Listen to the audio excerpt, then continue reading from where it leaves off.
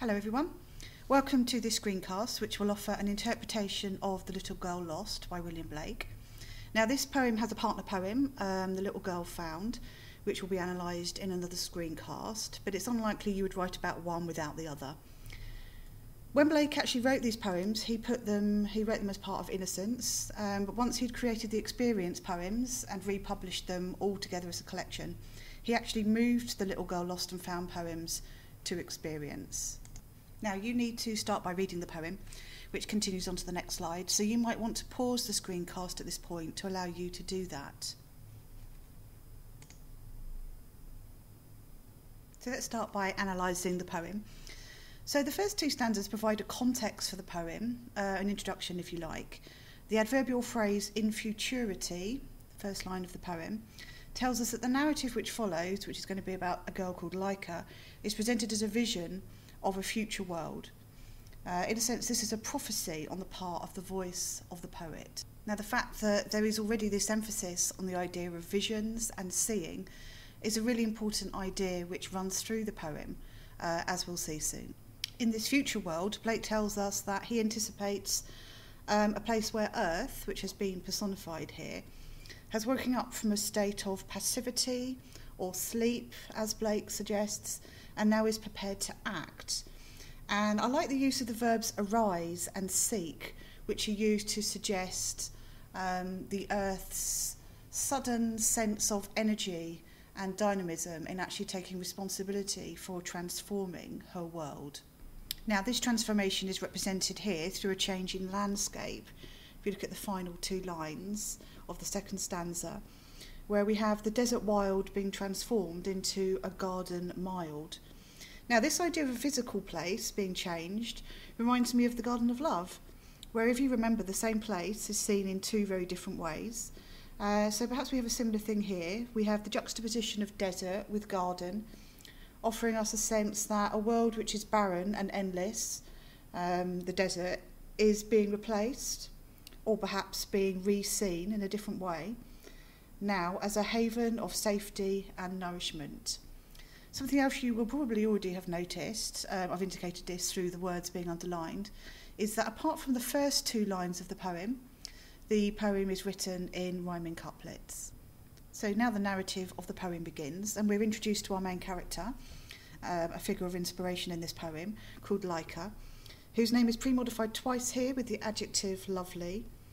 Now, immediately we're told that she is on a physical journey. We're told that she had wandered long. Now, the verb wandered suggests a journey which is unstructured, a walk perhaps led by curiosity rather than a plan, and also perhaps led by nature itself, as we're told that it is the wild bird song which accompanies her journey, perhaps even inspires it. Now, one of the interesting things about this as an opening to the story is that despite the title of the poem, The Little Girl Lost, there's no sense here that Laika sees herself as lost. Now, in the next part of the poem, we're given Laika's voice as she finds shelter to sleep for the night. And the interesting thing is that her voice contains two different perspectives. We have her instinct, her sense of what this experience is like, but we also have her awareness of how her parents would see this very situation. Now, Laika's own instinctive response is represented in green in the poem here. Sweet sleep, come to me underneath this tree, let thy moon arise while I close my eyes. She sees nature as a sanctuary, something to protect her. She feels safe and secure in sleeping in this wild place that she does not know. But at the same time, her way of seeing the world is juxtaposed with the way that her parents would see the world. And immediately, as soon as she starts to adopt the perspective of her parents, the lexis of the poem changes, and we suddenly have lexis like weep, lost, ache, frowning, words which create a whole different set of connotations compared to the language that's been used up until now in relation to Laika's journey. Now, the lexis identified in red in this poem is Laika's acknowledgement of how her parents would see this situation. And it's almost as though she exists in a dual state at this point. and even as though her response to this situation is dependent on how she thinks her parents are reacting. As she says, how can Leica sleep if her mother weep?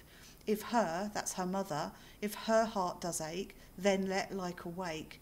But if my mother sleep, Leica shall not weep. So there's a sense here that Leica has almost internalised her parents' fears.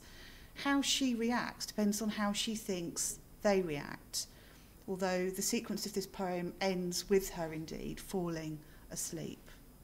Now, in the next few stanzas, as readers, we're allowed to see what Leica cannot see because she's asleep, which is how nature reacts to her falling asleep under this tree. Now, in a way, we're given a privileged position, aren't we? And Blake's use of Lexis is really interesting here. She's oblivious to what is happening, but we are told that she is surrounded by beasts of prey. Now, as readers, we ourselves might instinctively feel that this is a pretty dangerous position for Leica to be in. But let's look at how Blake subverts our expectations through the verbs that he uses to describe the animals. So we have the verb viewed used twice, which of course links in with the ideas we've already talked about, which is that this poem is partly about perception and ways of seeing. We have the idea that the lion stood, he gambled, and that the leopards and the tigers play around her as she sleeps. Now, none of this Lexis is remotely threatening when we actually look at these verbs in isolation. So view merely indicates an interest. Once we get to the verbs gambled and play, we have a shift in mood in the poem where we get the sense of nature not being at all dangerous, but actually being benign, fun, supportive, including Leica in their world as they play around her. And the idea that the old lion bows his mane of gold before her suggests that she is not in danger at all. In fact, the opposite. Perhaps she is being respected, revered, even looked after. So let's take a closer look at how these animals are presented, particularly the lion himself, who is the centrepiece of this moment. Originally they're described as beasts of prey, which is perhaps the phrase that makes the reader feel alarmed at this point, before we come to the actions of the animals that we've spoken about previously. But then we have the semantic field of royalty and light created. So the lion is described as kingly. He has a mane of gold, eyes of flame, and ruby tears. And he's clearly, I would have thought, being represented here as a symbol, perhaps even a Christian symbol. So some readers might see him as a representation of Jesus himself. Or certainly he has the sense of a biblical character, someone who is strong and powerful, and has the potential, perhaps, to hurt, but who in this context shows nothing more than empathy with the ruby tears that he sheds in sympathy for Leica. And perhaps the Lexis that relates to light, so we have gold and we have flame, perhaps also indicates a sense of vision, illumination, which connects nicely also with the idea that this is a poem about viewing and seeing, and of course it's the eyes of the lion which are directly referred to. Now we come to the end of the poem, and we have Leica's innocence being emphasised through the reference to virgin and maid right at the end of the poem. And perhaps this is also Blake's way, perhaps a bit naughtily, of tempting the reader to see the animals as a sexual threat. And the final stanza, perhaps for some readers would encourage this reading by having the lioness remove Leica's clothes and take her to their cave. But there is absolutely nothing sexual about this for me. So I see the clothes here, which are removed, as a removal of the world of experience, the human-made world, if you like. So in a way, we could see this as a reversal of the story of Eden. In the Garden of Eden, Adam and Eve lose their innocence and as a result are allowed to see their nakedness, which makes them feel ashamed and self-conscious. And so they hide this nakedness by creating garments out of nature to conceal who they really are. Here we have the opposite happening. Leica, almost through her instinctive trust of nature, is allowed to re-enter the world of innocence, which perhaps has been stolen from her by the way her parents have taught her to see the world. And this entrance or re-entrance into innocence is symbolised through the way that she has to lose her clothes, the kind of man-made representation of guilt of the self, in order to become truly at one with the animals that she is now a part of. She is joining their community.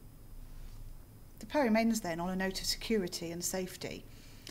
And I think it's worth reminding ourselves that at no point in this poem has Leica seen herself as lost or at danger.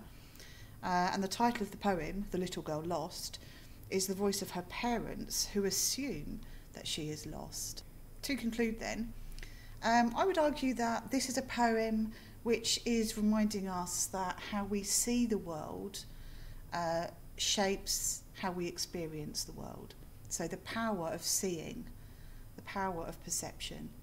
And we might say that there is a tension throughout this poem. Do we see the world as natural, benign and innocent? And I think many readers themselves fall into the trap probably of thinking, oh my God, what's happening, when Leica is first surrounded by these beasts of prey.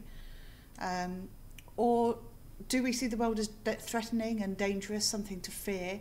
Clearly the world that her parents see, which is something that we picked up in The Little Girl Found.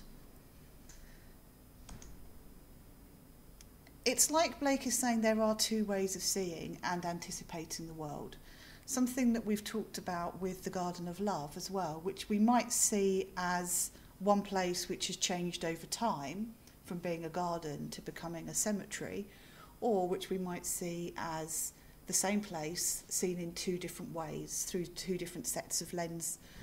And I think this poem is very similar in terms of what it's trying to do with this, with Blake suggesting that how we see the world determines how we experience the world. Because Leica assumes the world is benign, this is the world that she experiences. And perhaps Blake is warning us how the fears of parents can be used to limit the experiences that their children have. Now, this is the end of this screencast. And as I said before, there'll be another one which takes this a little bit further by looking at The Little Girl Found, the partner poem of this poem. But I wanted to end just by emphasising for you that this is my interpretation of this poem. You'll read lots of different ways of interpreting this poem on the internet. You'll have your own way of seeing the poem as well. And because I like to see Blake as a revolutionary, I'm really interested in Blake as a political writer, in trying to change his world. It makes sense that this is how my reading of this poem has been shaped, if you like, by my agenda. That I see this as a poem about how change cannot happen. We can't imagine even a different world until we learn to see the world in a different way.